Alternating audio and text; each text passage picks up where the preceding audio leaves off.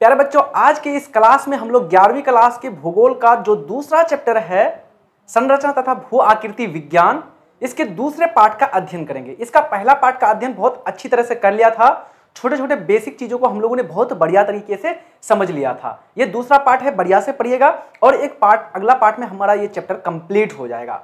ठीक, तो आइए हम लोगों ने किन किन चीजों को देखा था थोड़ा सा वो देख लेते हैं। उससे पहले मैं आपसे रिक्वेस्ट करूंगा, अगर पहली बार इस वीडियो को देख रहे हैं तो आप जल्दी से इस चैनल को सब्सक्राइब कर देंगे ताकि 11th क्लास से संबंधित जो भी वीडियो हम लोग अपलोड करेंगे वो आपको सीधा सीधा मिल जाए।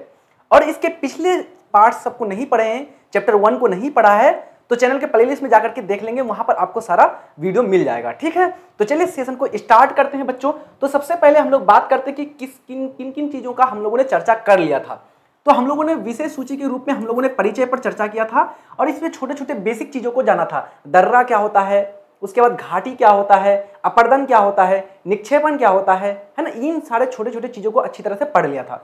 फिर उसके बाद हम लोगों ने महाद्वीपीय विस्थापन तथा प्लेट विवर्तनिक थ्योरी को पढ़ा था, है ना। प्लेट विवर्तनिक का सिद्धांत क्या है, इसको हम लोगों ने जाना था। महाद्वीपीय विस्थापन का सिद्धांत जिसको अल्फ्रेड वेगनर साहब ने दिया था, इसको भी बहुत बढ़िया तरीके से हम लोगों ने पढ़ लिया था। अब हम लोग आज जो बात करेंगे बच्चों, हम लोग मेनली दो टॉपिक्स के बारे में बात करेंगे। आज हम लोग मेनली दो टॉपिक्स, एक तो हम लोग जानेंगे भारत के जो उत्तर साइड में जो हमारा हिमालय पर्वतमाला है उसको पढ़ने वाले हैं, और साथ में जो हमारा क्या है बच्चों, उत्तर का विशाल मैदान है, गंगा, सिंधु गंगा और ब्रह्मपुत्र का मैदान, उसको देखने वाले हैं। ठीक, यानी कि जिसको मुख्य रूप से किसके नाम से जाना जाता है, भौतिक प्रदेश के रूप में जाना जाता है। ठीक है, तो हम लोग नॉर्मली रूप से 8 टॉपिक को देखेंगे इस चैप्टर में। तो 2 टॉपिक हमारे कंप्लीट हो गए, और 2 टॉपिक्स हमारे कंप्लीट हो गए, तो आज हम लोग देखेंगे हिमालय और उत्तर भारत का मैदान, तो हमारा 4 हो जाएगा।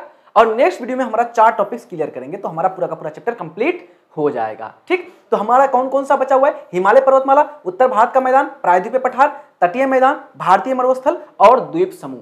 और इन सबको क्या बुलाता है, तो प्रमुख रूप से भारत का क्या भौतिक प्रदेश के रूप में इसको बांटा गया है। ठीक है, तो चलिए जल्दी से हम लोग इन सब चीजों को अच्छी तरह से पढ़ना शुरू करते हैं। ठीक, कहां तक पढ़ा था हम लोगों ने बच्चों, तो हम लोगों ने मुख्य रूप से प्लेट विवर्तनिक सिद्धांत को बहुत बढ़िया तरीके से देख लिया था, है ना। तो यहां पर बात करते हैं हम लोग भारत के भौतिक प्रदेश के बारे में। भारत के 1 सेकेंड,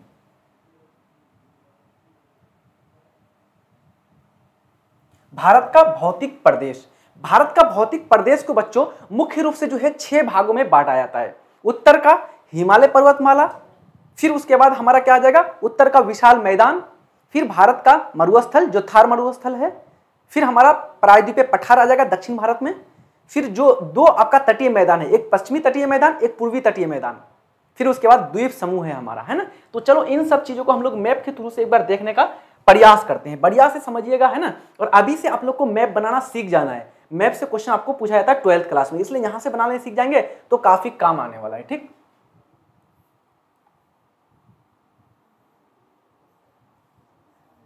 थोड़ा सा हम लोग रफ मैप ही बनाने वाले हैं। ठीक, ज्यादा कोई स्पेशल नहीं बनाएंगे। ये हो गया हमारा उत्तर पूर्वी भारत का क्षेत्र, है ना, जहां पर आपका मणिपुर, मिजोरम, अरुणाचल प्रदेश, ये सब क्षेत्र आता है ना। ये हमारा हो गया भारत। अब हम लोग को यहां पर देखना है भारत के भौतिक प्रदेशों को। तो सबसे पहले बच्चों भारत का भौतिक प्रदेश है आपका एक हिमालय पर्वतमाला। उत्तर में हमारा कौन सा है, तो हिमालय पर्वतमाला है, ये हमारा है हिमालय पर्वतमाला। ठीक, इसके बारे में अध्ययन करेंगे।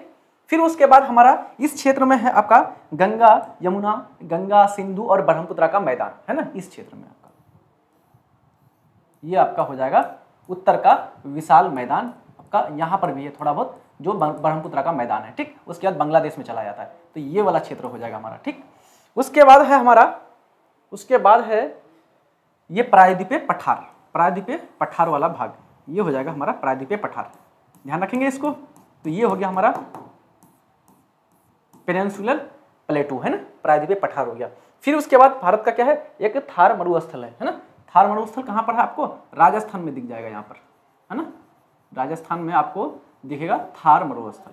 तो ये हो गया भारतीय मरुस्थल हो गया। ठीक, उसके बाद आपका तटीय मैदान आ जाएगा। तटीय मैदान में आपका क्या आ जाएगा बच्चों, तो तटीय मैदान में आपको, तटीय मैदान में ये आ जाएगा इधर पश्चिमी तटीय मैदान, पश्चिमी तटीय मैदान।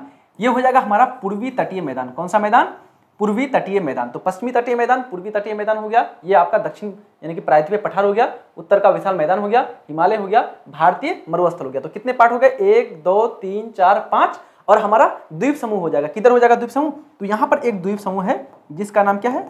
जिसका नाम है लक्षद्वीप, और एक द्वीप समूह इधर है हमारा, और जिसका नाम क्या है बच्चों? इसका नाम है अंडमान निकोबार द्वीप समूह। ठीक है, ध्यान रखेंगे, अंडमान निकोबार द्वीप समूह, ये वाला जो क्षेत्र है ये आपका उत्तर का विशाल मैदान है, ध्यान रखेंगे। ठीक, तो ये आपको भौतिक प्रदेश के रूप में सब किसी को याद रखना है, बढ़िया से सब किसी को क्या करना है बच्चों? याद कर लेना, याद रहेगा ना सब किसी को। तो पहला नंबर में हो जाएगा हमारा हिमालय पर्वतमाला, उत्तर का विशाल यानी कि उत्तर का पर्वतमाला। उसके बाद हो जाएगा हमारा कौन सा? ये आपका मैदान है ना, मैदानी प्रदेश, उत्तर का विशाल मैदान। फिर हो जाएगा प्रायद्वीपीय पठार, फिर हो जाएगा भारत का मरुस्थल, फिर हो जाएगा हमारा तटीय मैदान, है ना 5 नंबर में। फिर ये आपका दोनों मिला करके हो जाएगा 6ठा नंबर द्वीप समूह, है ना। तो हम लोग इन 6 के बारे में बहुत अच्छी तरह से पढ़ने वाले हैं। ठीक है, इन 6 को आपको अच्छी तरह से पढ़ना है, हमारा चैप्टर क्या हो जाएगा? फिनिश हो जाएगा। और बढ़िया से पढ़ के रखना है ताकि आपको आगे के एग्जाम में कंपटीशन में भी काम आने वाला है। इन्हें 11th क्लास को आपको बढ़िया से मजबूत से पढ़ना है, बढ़िया करके पढ़ के रखना है। ठीक, तो चलिए शुरू करते हैं, हम लोग एक एक करके सारे प्रदेशों को पढ़ना शुरू करते हैं ना। तो सबसे पहले हम लोग लेंगे बच्चों इसमें से, सबसे पहले किसको लेंगे? तो सबसे पहले हमारा उत्तर तथा उत्तर पूर्वी पर्वतमाला जिसका नाम है हिमालय। तो हम लोग हिमालय को सबसे पहले अध्ययन करने वाले हैं। आइए हिमालय को शुरू करते हैं पढ़ने के लिए। तो सबसे पहला हमारा उत्तर तथा उत्तर पूर्वी पर्वतमाला, इसमें है आपका हिमालय। क्या है बच्चों? हिमालय। तो आइए इसके बारे में थोड़ा सा परिचय देख लेते हैं। हिमालय पर्वतमाला कहां पर है आपको? तो अभी आपको हमने दिखाया, अभी आपको हमने मानचित्र में यहां पर दिखाया बच्चों। ये क्या है हमारा? ये जो है हमारा, ये आपका हिमालय पर्वतमाला है। क्या है हमारा? हिमालय पर्वतमाला है। ठीक, इसको उठा करके लाओ यहां पर, तो इस प्रकार से आपको दिखेगा। ऐसे करके शुरू होता है और जाकर के ऐसे हो जाता है। ठीक, इसी प्रकार से बीच वाला जो है ना थोड़ा टूटा हुआ है, अलग अलग श्रेणियां हैं, ये ऐसे करके है।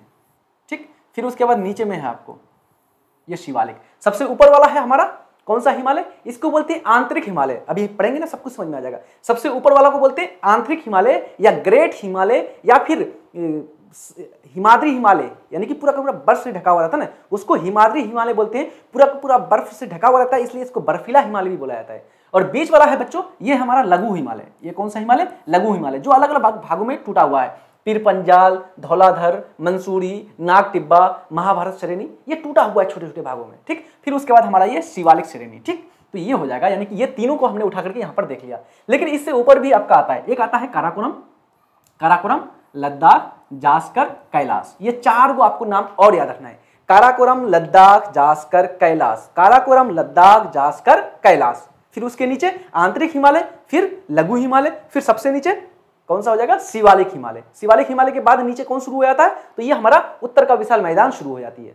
ध्यान रखेंगे अच्छी तरह से। तो चलिए अब हम लोग क्या करते हैं बच्चों, इसके बेसिक चीजों को बढ़िया से समझने का प्रयास करते हैं। ठीक, आइए पहला पॉइंट आपका है, पहला पॉइंट है बच्चों कि यह एक नवीनतम वलित पर्वत है। कैसा पर्वत श्रृंखला है? नवीनतम वलित पर्वत है, न्यू फोल्डेड माउंटेन है।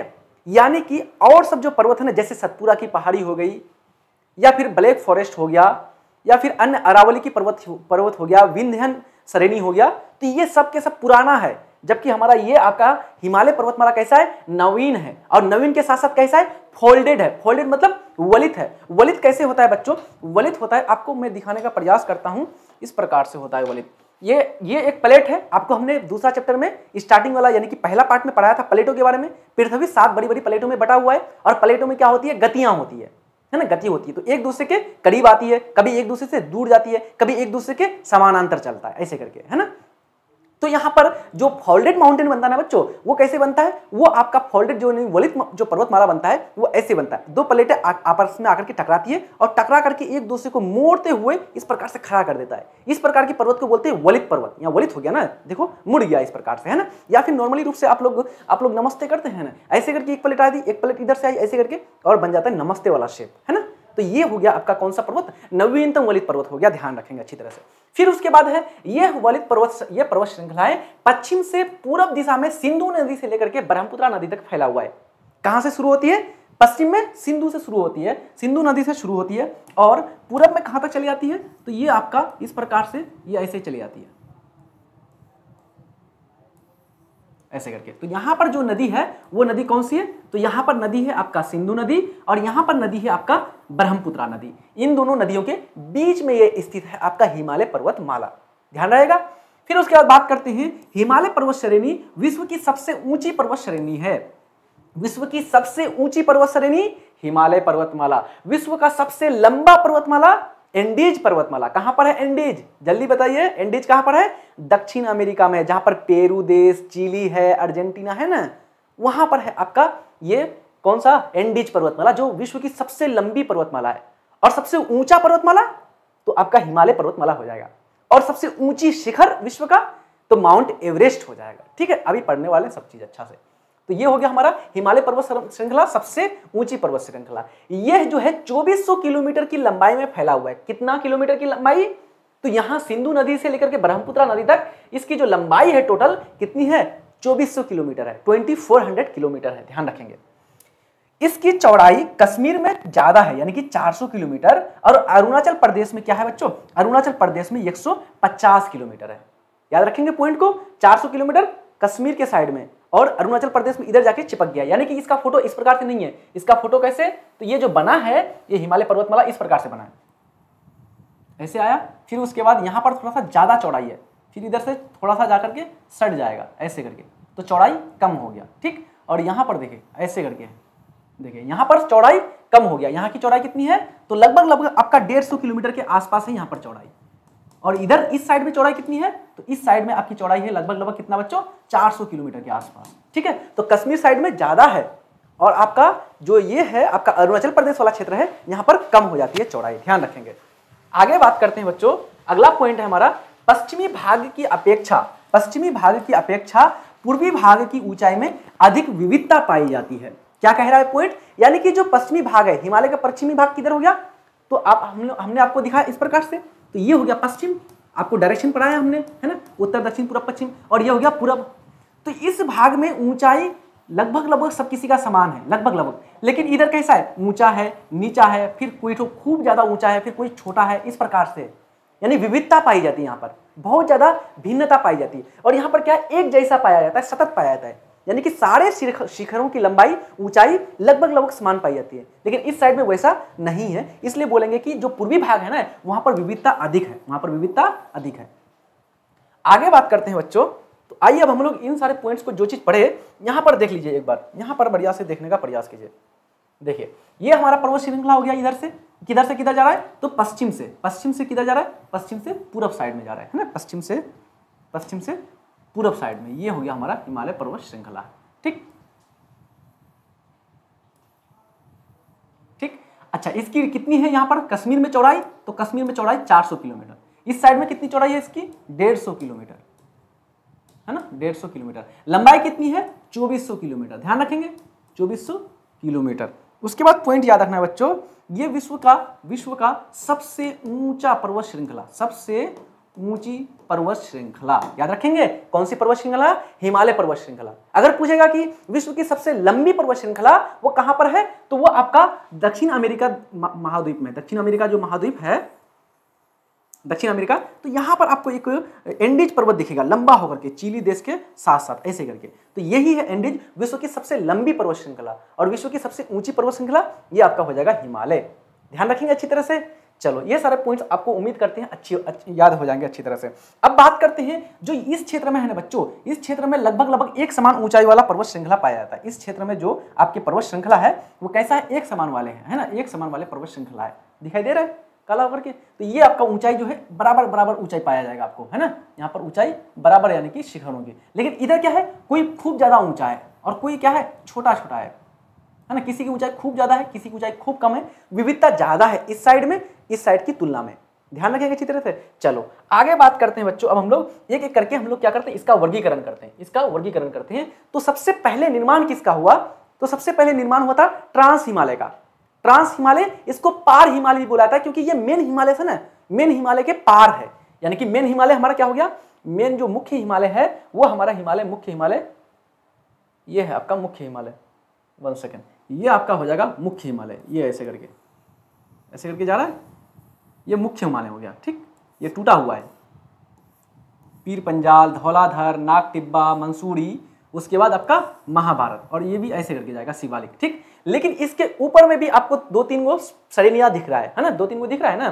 तो ये सब क्या है, ये सब जो है आपके ट्रांस हिमालय है, यानी पार हिमालय। इसका निर्माण पहले हुआ था। कौन कौन सा है, तो ट्रांस हिमालय में टोटली 4 है। कितना है, 4 है। 4 में एक है आपका काराकोरम, एक है आपका लद्दाख, फिर है जास्कर, फिर है कैलाश। काराकोरम, लद्दाख, जास्कर, कैलाश। काराकोरम, लद्दाख, जास्कर, कैलाश। आपको क्रम पूछा जाता है, उत्तर से दक्षिण में क्रम। तो सबसे उत्तर में काराकोरम, फिर लद्दाख, फिर जास्कर, फिर कैलाश। कैलाश पर्वत श्रृंखला, बताइए तो ये किस चीज के लिए फेमस है, कैलाश पर्वत श्रेणी, है ना।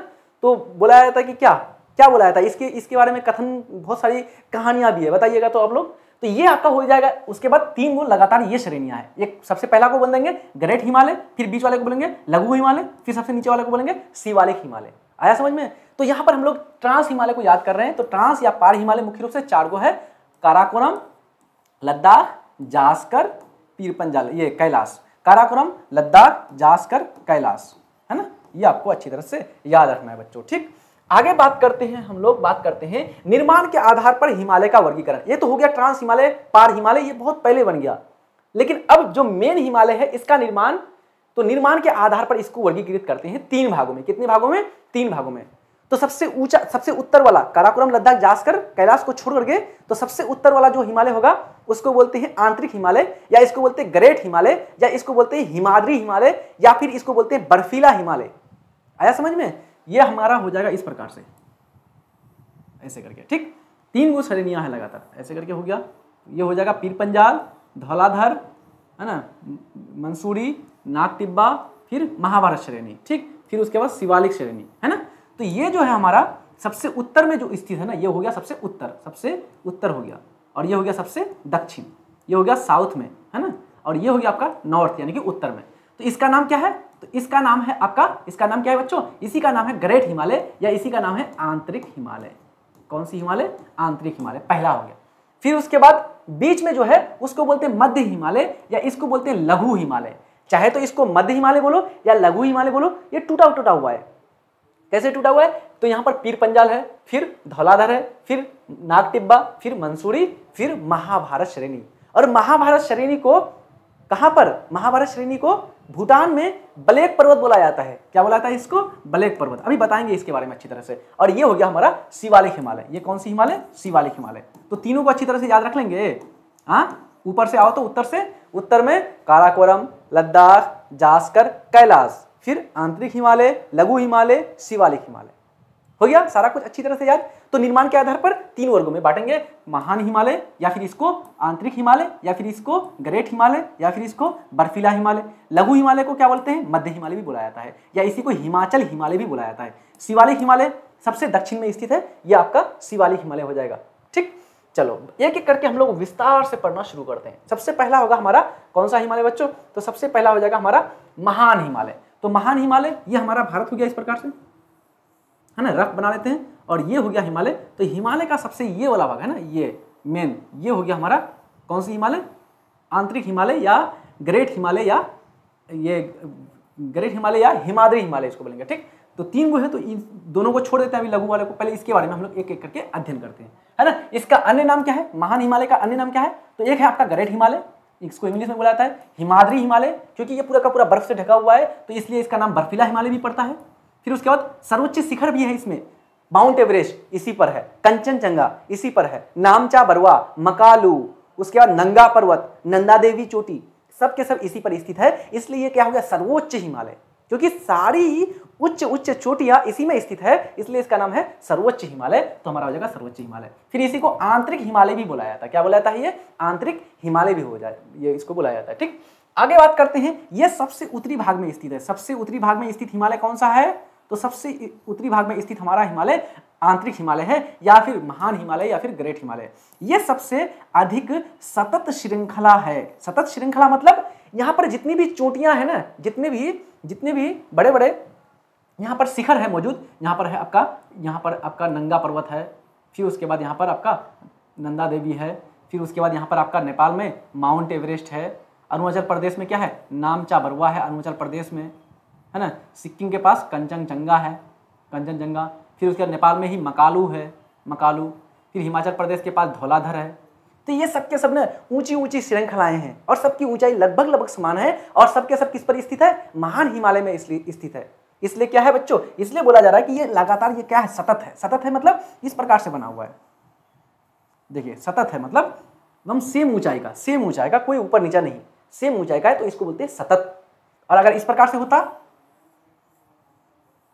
तो ये असतत हो गया ना, देखो ये ऊंचा हो गया, ये ऊंचा हो गया, बीच में आपका नीचा वाला आ गया है ना, इसकी हाइट कम हो गई। लेकिन यहाँ वैसा नहीं है, सबके सबका हाइट लगभग लगभग समान है सारे शिखरों का, ठीक, इसलिए ये सतत है। साथ साथ में ये इसकी औसत ऊंचाई कितनी है, तो इसकी औसत ऊंचाई बच्चों 6000 मीटर है, यानी कि जितने सारे शिखर है सब किसी का औसत ऊंचाई निकाला गया है, एवरेज हाइट तो 6000 है। लेकिन आपका माउंट एवरेस्ट की ऊंचाई 8848 है ना, 8848 मीटर है, आप लोग पहले से पढ़े होंगे।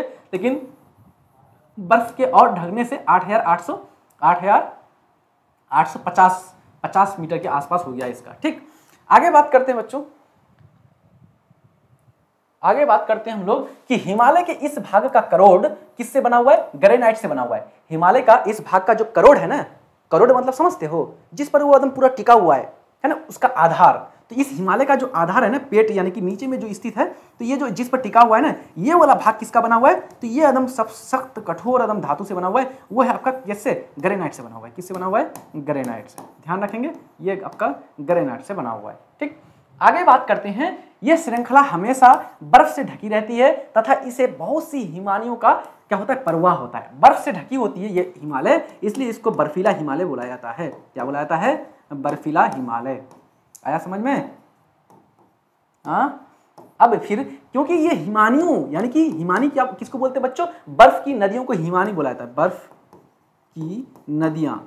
की नदियों को क्या कहा जाता है, हिमानी कहा जाता है, ध्यान रखेंगे। तो बर्फ की नदियों को हिमानी कहा जाता है, इसलिए इस हिमालय का नाम क्या है, हिमाद्री है, क्योंकि बहुत सारी नदियां इस हिमालय से निकलती है, बहुत सारी नदियां। सिंधु नदी इसी से निकलती है, ब्रह्मपुत्र नदी इसी से निकलती है, कोसी ये जो खतरनाक नदी है ना बिहार की, बिहार का क्या कहा जाता है इसको, शोक कहा जाता है, बिहार का शोक कोसी नदी वहीं से निकलती है आपका, ध्यान रखेंगे।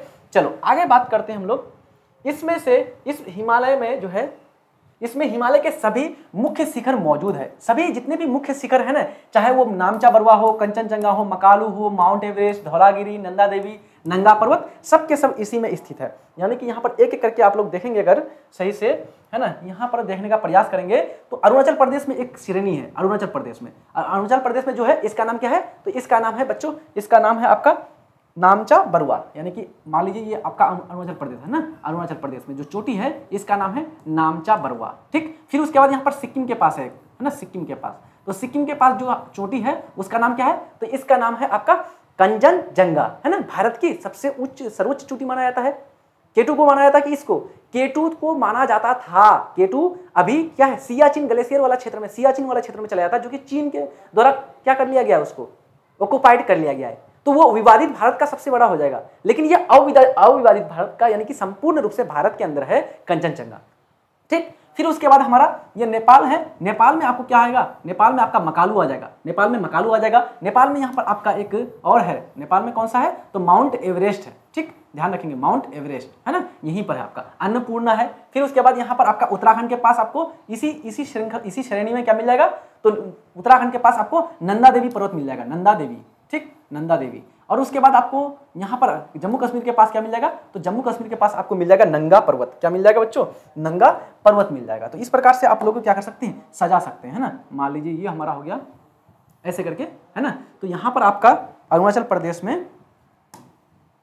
प्रदेश में ये आपका हो जाएगा इस प्रकार से, तो इसका नाम है नामचा बरुआ। उसके बाद है हमारा कंचनजंगा, कहाँ पर है कंचनजंगा, तो ये हो गया अरुणाचल प्रदेश में, ये कहाँ हो गया, सिक्किम में, याद रखेंगे, ठीक, सिक्किम में, है ना। नाम कंचनजंगा हो गया। उसके बाद फिर है मकालू, मकालू कहाँ पर है, ये नेपाल में है, ठीक, मकालू है नेपाल में, ठीक। फिर उसके बाद आपका नेपाल में और एक वो आता है, नेपाल में कौन सा, तो ये आपका है माउंट एवरेस्ट, ध्यान रखेंगे, माउंट एवरेस्ट।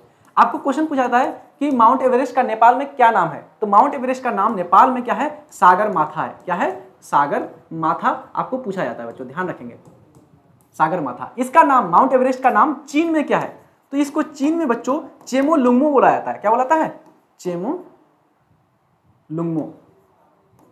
है ना, चेमोलुंगमो या फिर चेमोलुंगमा, वहां का भाषा ही वैसा है। और इसका मतलब क्या होता है, तो इसका मतलब होता है पर्वतों की रानी। क्या होता है इसका मतलब, पर्वतों की रानी,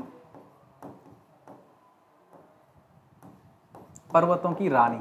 ठीक, ये हो जाएगा आपका पर्वतों की रानी। फिर उसके बाद यहां पर आपका एक हो जाएगा हमारा धौलागिरी आता है। फिर हमारा उत्तराखंड में आता है कौन सा, नंदा देवी पर्वत आता है। फिर हमारा जम्मू कश्मीर के पास एक वो आता है चोटी, जिसका नाम क्या है, नंगा पर्वत। क्या, नंगा पर्वत। तो एक एक करके लिख लेंगे सब कोई, नामचा बरुआ है ना, नामचा बरुआ। फिर उसके बाद कंचनजंगा, फिर उसके बाद मकालू, फिर उसके बाद क्या हो जाएगा, माउंट एवरेस्ट, फिर धौलागिरी, फिर क्या हो जाएगा बच्चों, नंदा देवी, फिर नंगा पर्वत। ठीक, चलो आगे बात करते हैं। यहाँ पर देखो हमने आपको एक फोटो बना करके अपने हाथ से दे दिया है ना, ताकि आप लोग अच्छी तरह से नोट कर सकेंगे। ठीक, जो बच्चे मतलब कि नहीं ये करना चाहते हैं, मतलब कि यहीं से नोट करना चाहते हैं, तो आसानी से वीडियो को पॉज करके नोट्स आप लोग बना लेना। ठीक है, वरना आपको पीडीएफ जो है आपको तनु क्लासेस ऐप में मिल जाएगा, वहाँ पर थोड़ा सा आपको चार्ज पे करना पड़ेगा। ठीक है, इसके लिए आप लोग अगर तैयार हैं तो वहाँ से कर लेंगे, अन्यथा आप लोग यहाँ से आप लोग पीडीएफ यानी कि अपना कॉपी में नोट बना सकते हो। बहुत बढ़िया से यहाँ पर सारा कुछ दिया गया है। ठीक, तो नामचा बरुआ हो गया, कंचनजंगा हो गया, मकालू हो गया, माउंट एवरेस्ट हो गया, धौलागिरी हो गया, नंदा देवी हो गया, और आपका नंगा पर्वत हो गया। देख लीजिए यहाँ पर एक बार लोकेशन बढ़िया से इन लोगों का है ना, यहाँ पर आपको मैंने बना करके इस प्रकार से दिखाया है, ऐसे है आपका, है ना, ये हो गया। तो यहाँ पर आपका अरुणाचल प्रदेश में हो गया एक नामचा बरुआ, यहाँ हो गया हमारा कंचनजंगा, ये हो गया नेपाल में मकालू, यहाँ हो गया आपका माउंट एवरेस्ट, फिर उसके बाद हो गया धौलागिरी, कहाँ पर, नेपाल में ही है। फिर उसके बाद उत्तराखंड में हो जाएगा ये आपका नंदा देवी पर्वत, और फिर ये हो जाएगा हमारा कौन सा बच्चों, तो ये हो जाएगा नंगा पर्वत। आया समझ में, सब किसी का नाम एक एक करके सब किसी का दिया हुआ है, बढ़िया से आप लोग को याद कर लेना है। सर्वोच्च चोटी, उस विश्व की सर्वोच्च चोटी कौन सा हो जाएगा, तो विश्व की सर्वोच्च चोटी माउंट एवरेस्ट। आइए माउंट एवरेस्ट के बारे में थोड़ा सा हम लोग नॉलेज ले लेते हैं, है ना, माउंट एवरेस्ट के बारे में थोड़ा सा आपको जानकारी होना चाहिए। तो माउंट एवरेस्ट ये विश्व की सबसे ऊंची चोटी है, विश्व की सबसे ऊंची चोटी कौन सी है, माउंट एवरेस्ट है। क्या है, माउंट एवरेस्ट। ध्यान रखेंगे माउंट एवरेस्ट का प्राचीन नाम क्या है, इसको पहले माउंटेन 15 के नाम से जाना जाता था। किस नाम से, माउंटेन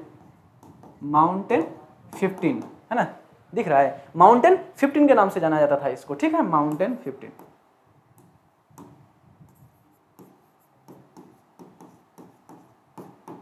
माउंटेन 15 के नाम से। इसको नेपाल में किस नाम से, सागर माथा के नाम से। इसको चीन में किसके नाम से, चेमोलुंगमा के नाम से जाना जाता है। ठीक है, तो ये विश्व की सबसे ऊंची चोटी है, इसका प्राचीन नाम माउंटेन 15 है।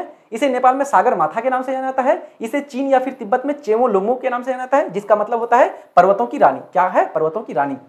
ठीक, आगे बात करते हैं। माउंट एवरेस्ट पर चढ़ने वाला प्रथम व्यक्ति एडमंड हिलेरी।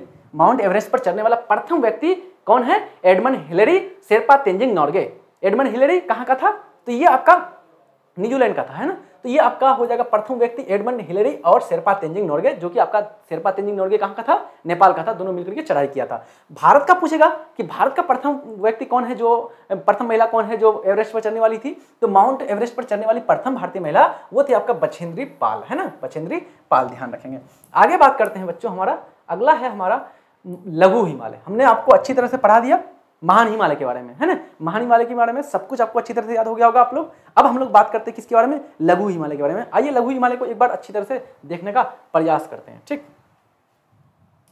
देखिए हमने पढ़ लिया ये आपका महान हिमालय, ठीक हो गया महान हिमालय।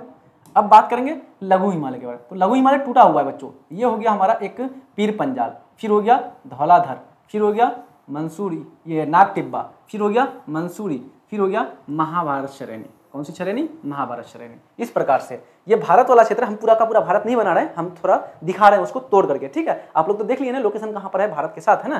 तो ये जो है हमारा, ये है हमारा कौन सा, ये पीर पंजाल है। ध्यान रखेंगे, पीर पंजाल श्रेणी, ऐसे तोड़ के कोई नहीं समझाएगा बच्चों। ठीक, और ये कौन सा है, तो ये है हमारा धौलाधर, धौलाधर। फिर उसके बाद ये क्या है, तो ये है हमारा नाग टिब्बा, नाग टिब्बा श्रेणी।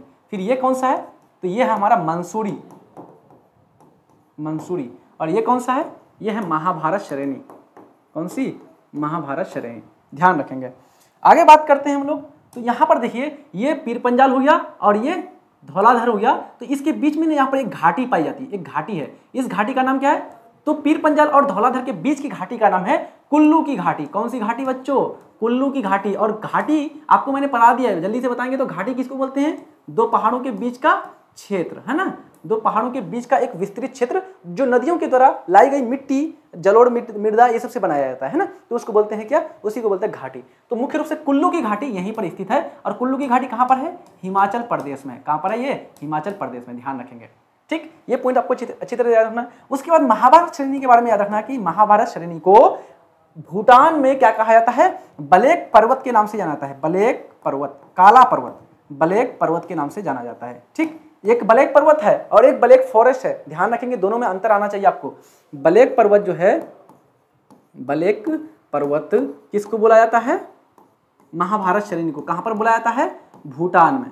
ठीक हो गया। उसके बाद एक है आपका बलेक फॉरेस्ट पर्वत। कौन सा पर्वत, बलेक फॉरेस्ट, जंगल नहीं, ये आपका पर्वत का नाम है, ध्यान रखेंगे। और ये ब्लैक फॉरेस्ट कहां पर है, तो ब्लैक फॉरेस्ट जो है बच्चों ये आपका जर्मनी में है। कहां पर है, जर्मनी में, ध्यान रखेंगे, ये जर्मनी में। और 12th क्लास में ये क्वेश्चन पूछा जाता है। ब्लैक फॉरेस्ट पर्वत स्थित है जर्मनी, स्विट्जरलैंड, भारत, उत्तरी अमेरिका, ऐसे कोई भी देश दे देगा ऑप्शन में, और ये क्वेश्चन पूछा जाता है आपको, तो वहां पर भी बोर्ड परीक्षा में काम आ जाएगा। क्या बढ़िया बढ़िया हम लोग कंसेप्ट पढ़ रहे हैं, बहुत काम आने वाला है। ठीक, तो चलिए, तो ये सारा कुछ आपको समझ में आ गया बढ़िया से। आइए अब हम लोग इसके बारे में बात करते हैं। तो ये कैसा है, ये टूटा हुआ है, खंडित रूप में है, थोड़ा छोटा छोटा श्रृंखला के रूप में क्या है, बटा हुआ है, अलग अलग श्रृंखला के रूप में बटा हुआ है। ठीक, आगे अब आते हैं इन लोगों के बारे में, हम लोग थोड़ा बहुत पॉइंट के रूप में हम लोग सारी चीजों को जान लेते हैं। ये हो गया हमारा बीच वाला जो है ना, यहाँ पर ये जो दिख रहा है आपको, ये आपका यही हो गया हमारा बच्चों, यही हमारा हो गया लघु हिमालय। ठीक है, क्या हो गया, लघु हिमालय। ठीक, तो इसका क्या नाम है, अन्य नाम, तो ये है, इसका नाम है हिमाचल हिमालय या मध्य हिमालय। हिमाचल हिमालय है ना, हिमाचल प्रदेश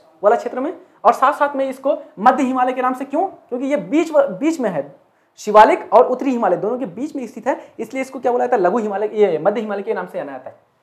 इनकी ऊंचाई कितना है, तो लगभग औसत ऊंचाई इसका 3700 मीटर से लेकर के 4500 मीटर, जबकि आपका जो आंतरिक हिमालय था, जो ग्रेट हिमालय था, उसका ऊंचाई कितना था, औसत ऊंचाई 6000 मीटर के आसपास था।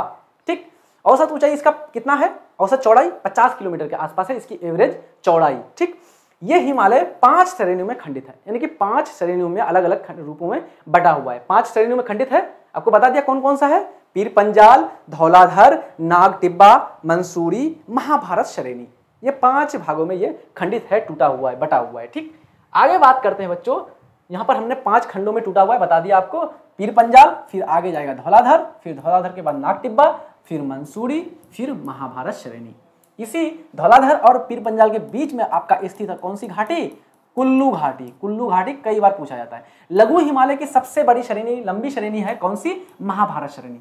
लघु हिमालय की सबसे लंबी श्रेणी कौन सी, महाभारत श्रेणी। लेकिन भारत में पूछेगा, भारत में लघु हिमालय की सबसे लंबी श्रेणी कौन सी है, तो वो है आपका पीर पंजाल श्रेणी। कौन सी श्रेणी, पीर पंजाल। ठीक, पीर पंजाल श्रेणी और धौलाधर श्रेणी के बीच में कौन सी घाटी है, कुल्लू की घाटी है। कौन सी घाटी बच्चों, कुल्लू की घाटी, ध्यान रखेंगे। महाभारत श्रेणी को भूटान में ब्लैक पर्वत के नाम से जाना जाता है। कौन सा पर्वत, ब्लैक माउंटेन के नाम से जाना जाता है। लघु हिमालय के मध्य ढालों पर घास के मैदान पाए जाते हैं। लघु हिमालय के जो मध्य ढाल होते हैं ना, इस प्रकार से लघु हिमालय है ना, ऐसे करके, तो इसकी मध्य ढाल, ये हो गया ढाल, लघु हिमालय की ढाल हो गई है यहाँ पर।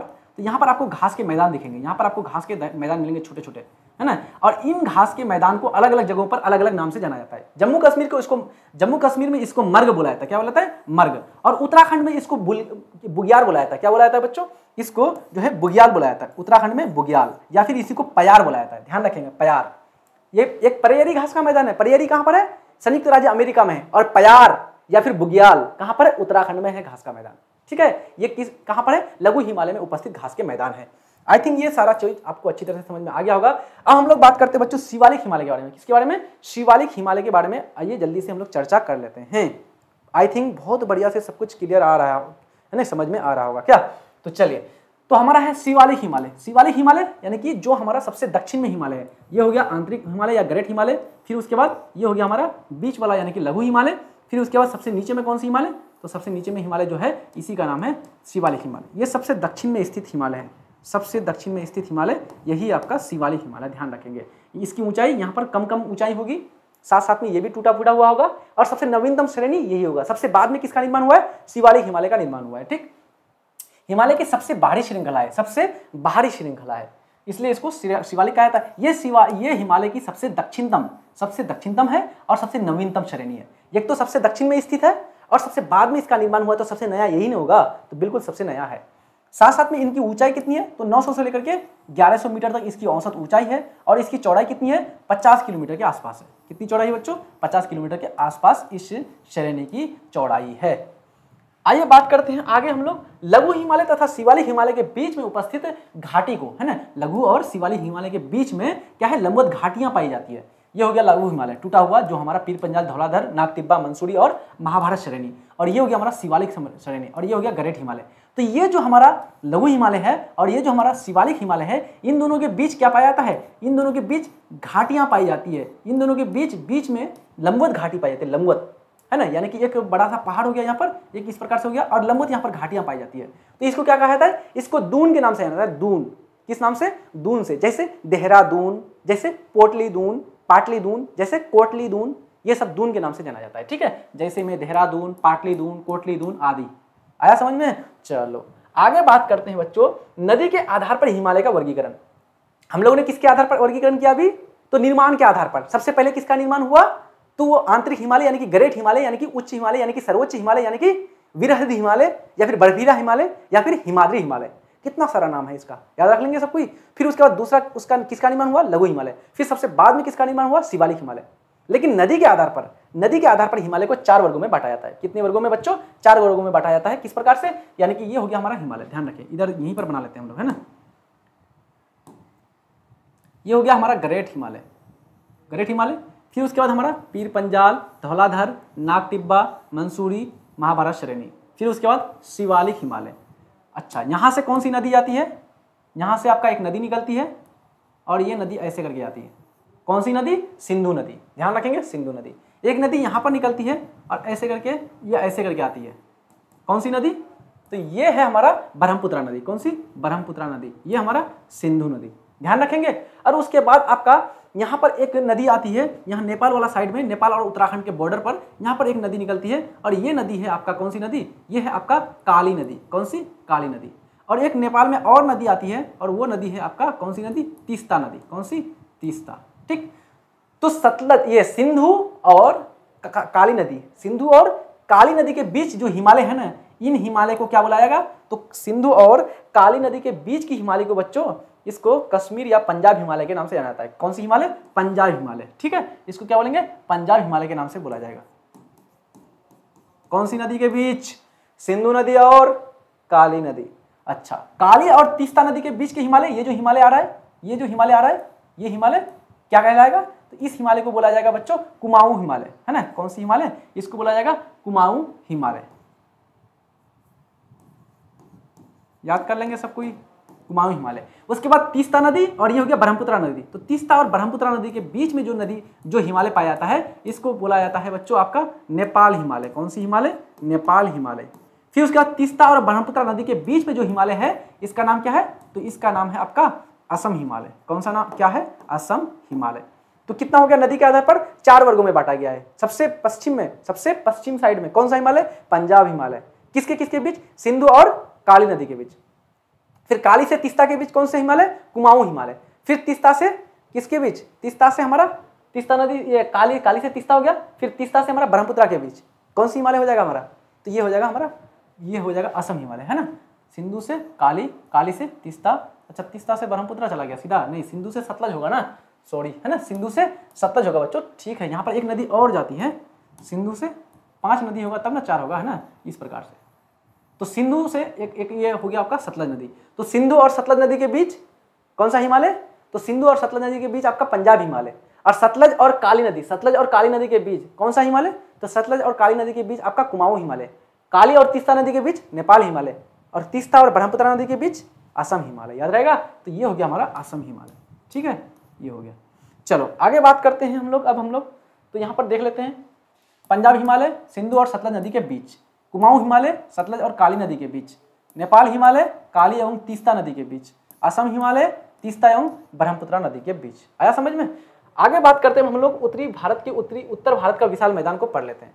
उत्तर भारत का विशाल मैदान किन किन नदियों से, तो गंगा, यमुना और इसकी सहायक नदियां, सिंधु और उसकी सहायक नदियां झेलम, चेनाब, रावी, व्यास, सतलज, है ना, और ब्रह्मपुत्रा इसकी सहायक नदियां। इन सारी नदियों के द्वारा इन सारे नदियों तथा इसके सहायक नदियों के द्वारा एक मैदान का निर्माण किया गया जलोढ़ निक्षेप के द्वारा, जिसका नाम क्या है, उत्तर भारत का विशाल मैदान या फिर उत्तर का विशाल मैदान। ठीक, आइए उसको हम लोग देख लेते हैं एक बार अच्छा से।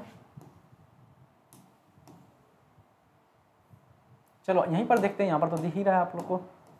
यहाँ पर है बच्चों, एक नदी जाती है, इस प्रकार से निकलती है और ये नदी ऐसे करके जाती है। ठीक, सिंधु नदी। ठीक, तो ये वाला क्षेत्र आपका पाकिस्तान में पड़ जाता है और बाकी यहाँ पर एक नदी यहाँ से निकलती है, अभी आपको हमने बताया, ये आपका ब्रह्मपुत्र नदी ऐसे आती है। तो सिंधु नदी से लेकर के और यहाँ पर एक नदी उत्तराखंड के पास से निकलती है और ऐसे करके बहती है, ऐसे करके, इसका नाम क्या है, गंगा नदी। तो सिंधु, गंगा और ब्रह्मपुत्र नदी और इसकी सहायक नदियों के द्वारा जिस मैदान का निर्माण किया गया है, इसको बुलाया जाता है उत्तर भारत का विशाल मैदान या उत्तर का विशाल मैदान। ठीक, तो ये वाला पूरा का पूरा क्षेत्र जो दिख रहा है आपको यहाँ पर, ये पूरा का पूरा क्षेत्र ऐसे करके, ये क्षेत्र क्या कहलाएगा, यही कहलाएगा आपका उत्तर का विशाल मैदान। उसके ऊपर में क्या है, हमारा हिमालय पर्वतमाला है। आया समझ में? अब एक एक करके इसके बारे में देख लेते हैं। सबसे पहले देखते हैं कि इसे सिंधु गंगा ब्रह्मपुत्र का मैदान के रूप में जाना जाता है। क्यों? क्योंकि 3 नदियों के द्वारा इसका निर्माण किया गया, 3 नदी और उसकी सहायक नदियों के द्वारा। ठीक, तो सिंधु गंगा ब्रह्मपुत्र का मैदान, साथ साथ में यह भारत का सबसे नवीनतम भौतिक प्रदेश है, सबसे नवीनतम भौतिक प्रदेश है, यानी कि पहाड़ निर्माण के बाद इसका निर्माण हुआ है। और ये दक्षिण भारत वाला जो क्षेत्र है, हमने आपको पहला चैप्टर में पढ़ाया था कि ये किसका हिस्सा है, गोंडवाना भूमि का हिस्सा है। तो ये गोंडवाना बहुत प्राचीन है, सबसे बाद में इसका निर्माण हुआ है, सबसे नवीन है आपका। ठीक, तो ये हो जाएगा। इसका कुल क्षेत्रफल कितना है, 7 लाख वर्ग किलोमीटर। कितना है, 7 लाख किलोमीटर स्क्वायर। ठीक, ये किसी के लिए उपजाऊ युक्त भूमि है, यानी कि किसी के लिए नहीं, यहाँ पर ये कृषि के लिए। ठीक है, किसके लिए होगा, है ना, आपके लिए थोड़ा, ये क्या होगा, कृषि के लिए, एग्रीकल्चर के लिए सबसे ज्यादा उपजाऊ भूमि है आपका। ठीक है, यहाँ सर्वाधिक जनसंख्या घनत्व पाए जाते हैं, सबसे अधिक जनसंख्या घनत्व। क्यों? कृषि का उत्पादन हो रहा है और मैदानों में घर बनाना बहुत आसान होता है। मैदानों में नदियां चल रहती है तो नदी से सिंचाई हो जाता है, मैदानों में नदी और ये जो क्या बोलते हैं, आसानी से पानी मिल जाता है। मैदानी क्षेत्रों में सड़क का निर्माण आसानी से कर सकते हैं, हॉस्पिटल का निर्माण कर सकते हैं, स्कूल का निर्माण कर सकते हैं। तो लोग मैदानी क्षेत्र में ज्यादा ना रहेगा बच्चों, तो ये हमारा हो जाएगा। ठीक, ये मैदान जलोढ़ निक्षेप है ना, थोड़ा सा स्पेलिंग थोड़ा सा मिस्टेक कर दिया है, यहाँ पर हो जाएगा जलोढ़ मृदा, है ना, पढ़े हैं ना, जलोढ़ मृदा। तो जलोढ़ से निक्षेपित है, यानी कि नदियों के द्वारा लाई गई मिट्टी, कंकर, बजरी, सीमेंट, है ना, छोटा छोटा कंकर पत्थर, वो सबसे इसका निर्माण हुआ है। उत्तरी मैदान का वर्गीकरण, अब इसको बांटते हैं, इसका वर्गीकरण करते हैं। तो नदियों के आधार पर उत्तरी मैदान को 3 वर्गों में बांटा गया है। नदियों के आधार पर इस मैदान को 3 वर्गों में, किन किन नदियों के द्वारा, एक तो सिंधु हो गया, तो सिंधु का मैदान, एक हो जाएगा आपका किसके द्वारा, गंगा नदी के द्वारा, तो गंगा का मैदान, एक ब्रह्मपुत्र नदी के द्वारा, तो ब्रह्मपुत्र का मैदान। तीनों नदी के आधार पर इसका नाम रख देंगे, सिंधु का मैदान, गंगा का मैदान, ब्रह्मपुत्र का मैदान। सिंधु का मैदान को पंजाब का मैदान के नाम से भी जाना जाता है, ध्यान रखेंगे। ठीक, आगे बात करते हैं, एक एक करके सब किसी का हम लोग चर्चा कर लेते हैं। पंजाब का मैदान या सिंधु का मैदान, तो पंजाब का मैदान या सिंधु का मैदान, ये मुख्य रूप से क्या है, भारत का थोड़ा सा पश्चिमी वाला भाग है और थोड़ा सा ये पाकिस्तान में भी है, यानी कि इसका ज्यादातर हिस्सा आपका पाकिस्तान में पड़ता है, ध्यान रखेंगे, क्योंकि सिंधु नदी पाकिस्तान से होकर के ज्यादातर बहती है ना, ज्यादा। उत्तरी मैदान का पश्चिमी भाग पंजाब का मैदान के नाम से जाना जाता है। सिंधु एवं इसकी सहायक नदियां जैसे कौन सी, झेलम, चेनाब, रावी, व्यास और सतलज के द्वारा इस मैदान का क्या किया गया है, निर्माण किया गया है। ठीक, इस मैदान का अधिकांश भाग कहां पर है, पाकिस्तान देश में है ना, पाकिस्तान देश के साथ, यानी कि पाकिस्तान देश में इस मैदान का ज्यादातर विस्तार है, ज्यादा फैला हुआ है। ठीक, आगे बात करते हैं बच्चों, अगला है हमारा गंगा का मैदान। गंगा का मैदान, गंगा नदी, यमुना नदी और इसकी सहायक नदियों के द्वारा इसका निर्माण किया गया है, जो कि कृषि के लिए क्या है, काफी उपजाऊ है ना। बात करते हैं गंगा का मैदान, जिसे गंगा यमुना दोआब या उत्तरी भारतीय विशाल मैदान के नाम से भी जाना जाता है। भारत के उत्तरी और पूर्वी भागों में फैला हुआ है। उत्तर और पूर्वी भागों में मतलब कि लगभग आपका उत्तराखंड, यूपी वाला क्षेत्र से शुरू होता है और फिर बिहार, झारखंड, थोड़ा थोड़ा मध्य प्रदेश वाला क्षेत्र को ले लेता है और फिर इधर चला जाता है आपका मतलब पश्चिम बंगाल वाला क्षेत्र में प्रवेश कर जाता है। ठीक, तो ये आपका कहलाएगा फैला हुआ है, एक विशाल और उपजाऊ युक्त मैदान है। ये मैदान गंगा, यमुना और उनकी सहायक नदियों के द्वारा लाई गई जलोढ़ मिट्टी से बना है।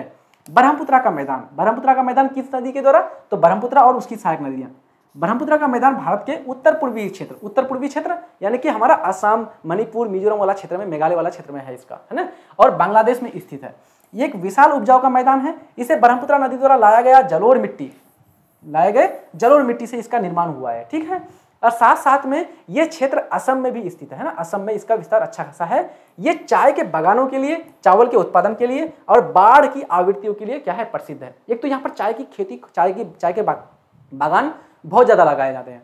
साथ साथ में यहाँ पर चावल की खेती भी बहुत ज़्यादा हो जाती है और साथ में खतरनाक भयंकर बाढ़ भी आता है इस नदी पर। ठीक, तो ध्यान रखेंगे।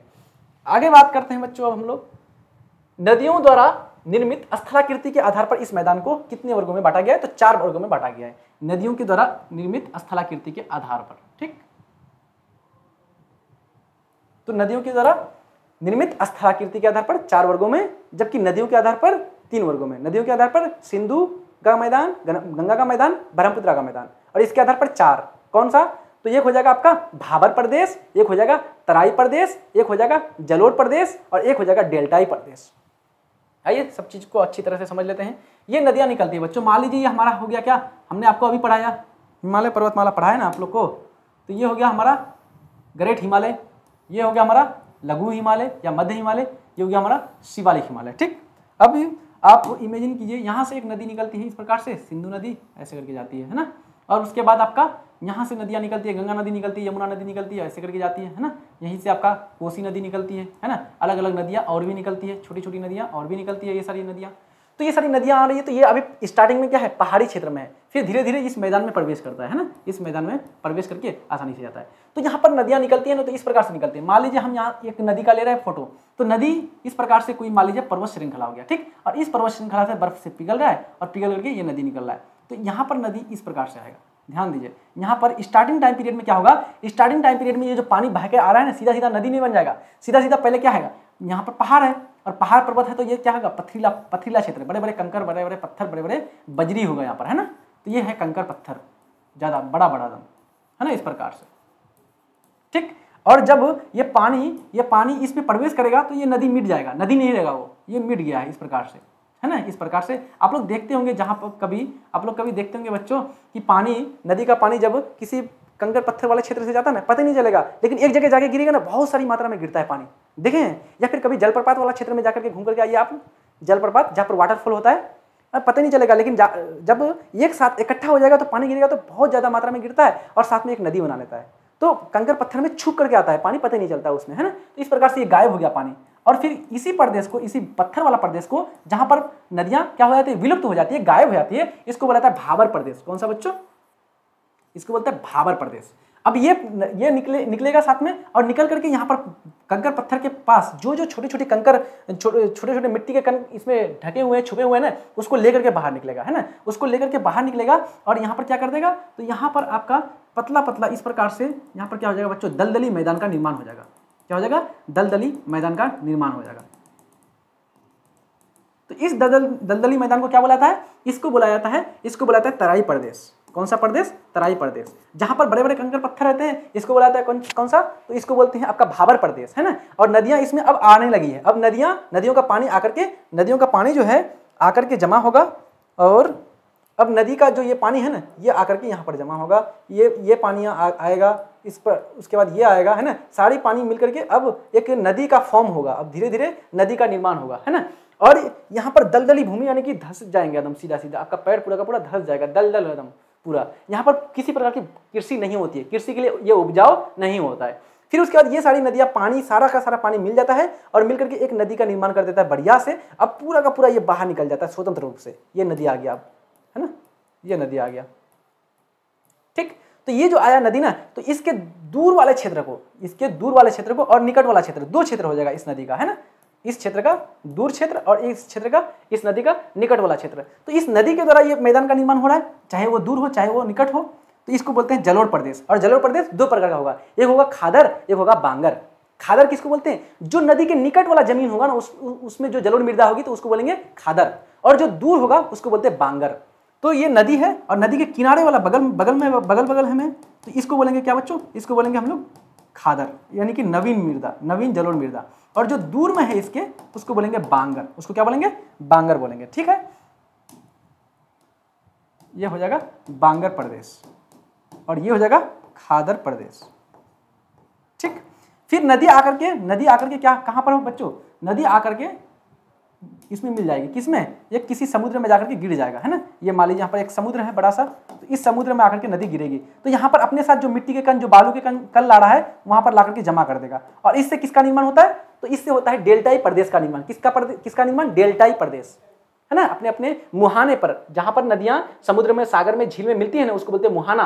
और जहां से नदियां निकलती है इसको बोलते हैं, इसको क्या बोलते हैं, इसको बोलते हैं आपका उद्गम स्थल, और इसको बोलते हैं मुहाना जहां पर गिरती है। तो अपने मुहाना पर लाकर के मिट्टी के कण, बजरी के कण, ये सबको जमा कर देगा तो छोटे छोटे स्थलाकृति का निर्माण हो जाता है, और इसको बोलते हैं डेल्टाई प्रदेश। विश्व का सबसे बड़ा डेल्टा सुंदरवन का डेल्टा, कौन सा डेल्टा, सुंदरवन का डेल्टा। कहां पर है, भारत और बांग्लादेश में सम्मिलित रूप से है। ज्यादातर भाग इसका बांग्लादेश में है, और हमारा भारत का पश्चिम बंगाल वाला क्षेत्र में है आपका सुंदरवन का डेल्टा, जहां पर रॉयल टाइगर पाया जाता है, रॉयल टाइगर। ठीक है, तो ये सारा आपको प्रदेश किसके आधार पर, तो सम्मिलित ये आकृति के आधार पर, भू आकृति। अगर यहाँ पर पथरीला है तो ये हो जाएगा भाबर, यहाँ पर दलदली है तो ये हो जाएगा तराई, उसके बाद यहाँ पर नदी से दूर वाला क्षेत्र बांगर, नदी के निकट वाला क्षेत्र खादर, और मुहाना पर जो बनेगा डेल्टा, डेल्टाई प्रदेश। आया समझ में, चलो बहुत अच्छी तरह से समझ में आ गया होगा। अब हम लोग सब किसी का क्या कर लेते हैं, एक बार डेफिनेशन देख लेते हैं, या एक बार और आप लोग अच्छी तरह से देखना चाहते हैं तो देखिए, ये हमारा हिमालय पर्वतमाला हो गया, ठीक, और यहाँ से छोटी छोटी नदियाँ निकल रही है ना, छोटी छोटी ये पानी का धार निकल रहा है, और ये क्या है, पत्थर कंकर के कण है, और यहाँ पर इसमें गायब हो गया है ना, और फिर आकर के इसमें पानी अब आ जाएगा, है ना, और आकर के इस प्रकार से एक नदी का निर्माण करेगा, है ना, इस प्रकार से नदी का निर्माण करेगा।